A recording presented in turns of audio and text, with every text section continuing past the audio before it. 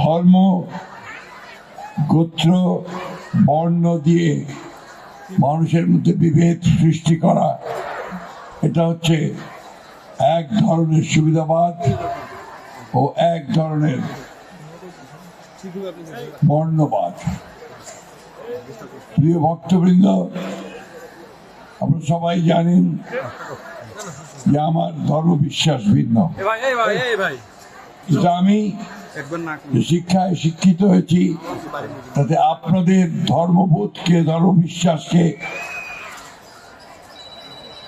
শ্রদ্ধা করবার, সম্মান করবার সেই শিক্ষা আমি পেয়েছি।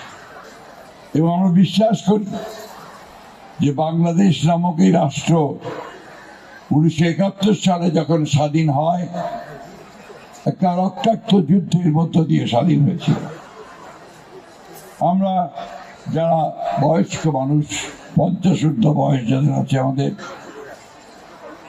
মনোজ বাবু আছেন, মনে আরো অনেকেই আছেন, তারা সবাই জানেন যে আমাদের লক্ষ্য ছিল একটি সত্যিকার অর্থেই অসাম্প্রদায়িক বাংলাদেশ, একটা সমৃদ্ধ বাংলাদেশ, এক গণতান্ত্রিক বাংলাদেশ আমরা নির্মাণ করব। কিন্তু দুর্ভাগ্য আমাদের, এই বাংলাদেশকে সাম্যের ভিত্তিতে, ইনসাফের ভিত্তিতে নির্মাণ করবার জন্য আমাদেরকে বারবার রক্ত দিতে হয়েছে, বারবার রাজপথে গিয়ে দাঁড়াতে হয়েছে, সংগ্রাম করতে হয়েছে, লড়াই করতে হয়েছে, জুলুম সহ্য করতে হয়েছে, নির্যাতন সহ্য করতে হয়েছে। এটা শুধু বাংলাদেশে নয়, সারা পৃথিবীর মানুষকেই এখন সত্যকে প্রতিষ্ঠা করবার জন্য অনেক ত্যাগ স্বীকার করতে হয়। প্রিয় ভক্তবৃন্দ, আমি লম্বা বক্তব্য দিয়ে এই অপরাহ্নে ক্ষুধার সময় আপনাদের সময় নষ্ট করতে চাই না। আমি শুধু একটা কথা আপনাদের কত দৃঢ়তার সঙ্গে উচ্চারণ করতে চাই যে আমরা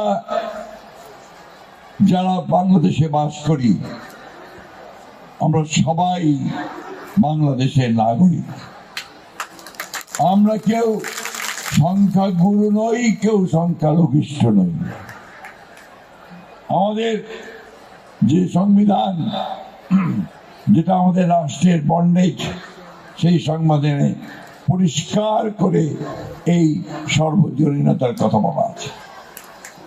আমাদের নেত্রী যিনি কিছুদিন আগেই বিগত হয়েছেন, যা সেই স্ক্রিপ্টে লক্ষ লক্ষ মানুষ ঢাকা রাজপথে সমবেত হয়েছিল, বেগম খালেদা জিয়া, তিনি সবসময় একটা কথা বলতেন, যখনই আপনাদের সম্প্রদায়ের নেতাদের সঙ্গে তার কথা হতো বা কোনো অনুষ্ঠানে তিনি যেতেন, তিনি বলতেন, আমার সামনে আপনারা নিজেদেরকে সংখ্যালঘু বলবেন না, কারণ আমি বিশ্বাস করি আপনারা সংখ্যালঘু নন, আপনারা হচ্ছেন বাংলাদেশি নাগরিক। আমাদের দলের যে গঠনতন্ত্র, সেই গঠনতন্ত্র পরিষ্কার করে বলা আছে যে আমরা সকল ধর্মের প্রতি শ্রদ্ধাশীল এবং আমরা বিশ্বাস করি ধর্ম যার যার, কিন্তু রাষ্ট্রটি হচ্ছে সবার। এই বোধ যদি আমাদের থাকে, এই সম্পর্ক যদি আমাদের ভালো ধারণা থাকে, তাহলে আমরা কখনো হিংসার মধ্যে যেতে পারি না।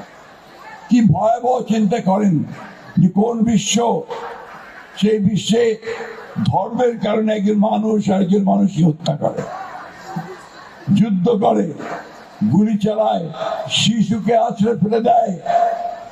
সেই বিশ্ব, সেই পৃথিবীতে আমরা দেখতে চাই না। আমরা একটা পৃথিবী, ভালোবাসার পৃথিবী দেখতে চাই, একটা প্রেমময় পৃথিবী দেখতে চাই।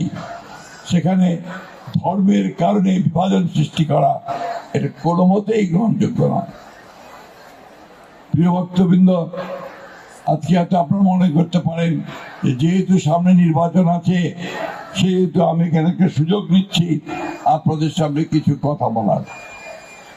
হ্যাঁ, সেটা সত্য যে আমি আজকে আপনাদের সামনে এসেছি, কিন্তু অতীতেও আমি আপনাদের এই মন্দিরে অনেকবার এসেছি।